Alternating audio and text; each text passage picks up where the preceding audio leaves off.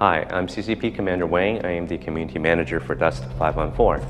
I'm here to introduce you to our producer, CCP Wolfman, who will give you a more in-depth look at weapons in Dust 514.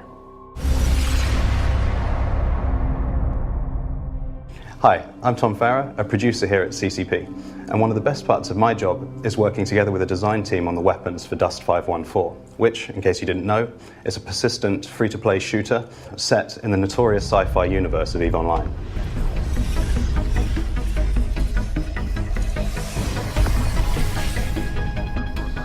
Our goal with the weapons in Dust was to create recognizable roles like assault rifles and rocket launchers, but using far more advanced technology than we see in their modern-day equivalents. There are three main categories that we've broken the weapons in Dust into. They are heavy, light, and sidearm. So the light weapons are the general workhorse of the battlefield. This is where you find your sort of mid-range assault rifles, your sort of mid to long-range directed energy weapons like laser rifles. It's also where you find the lighter anti-vehicle weapons like swarm launchers that fire targeted missiles using lock-on. The heavy weapons, these are all about raw power.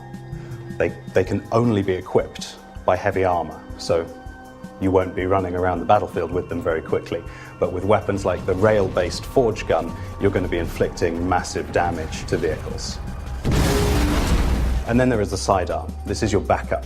This is when you've been sort of fought into a corner, you've run out of bullets, you quickly pull out your scrambler pistol, which has a fantastic ability to scramble the enemy's brains, giving it very high headshot damage, or your SMG, so you can pray and spray that you hope you're going to drop that guy before he drops you. Dust 514 is all about customization, and weapon specialization is at the heart of that.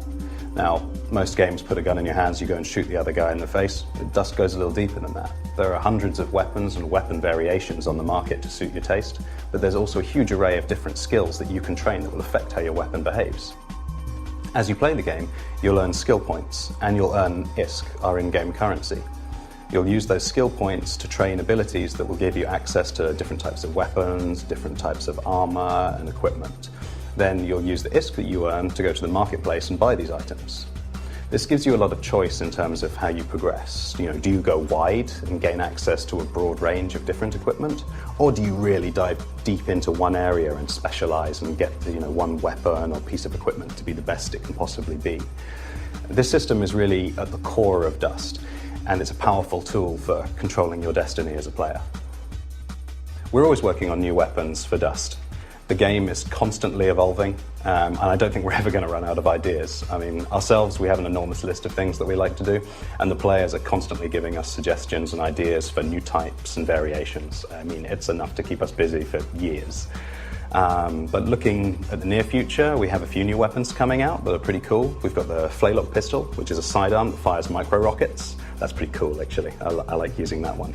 We've got the Galente plasma launcher. This is a new dumbfire AV weapon, which I think the players are going to really, really like. And lastly, of course, we have the scrambler rifle, my personal favorite. So I'll be looking forward to going onto the battlefield with that. Really, the most important thing for all of these new weapons, and the thing we enjoy the most, is putting them in the players' hands and seeing what happens. I can't wait.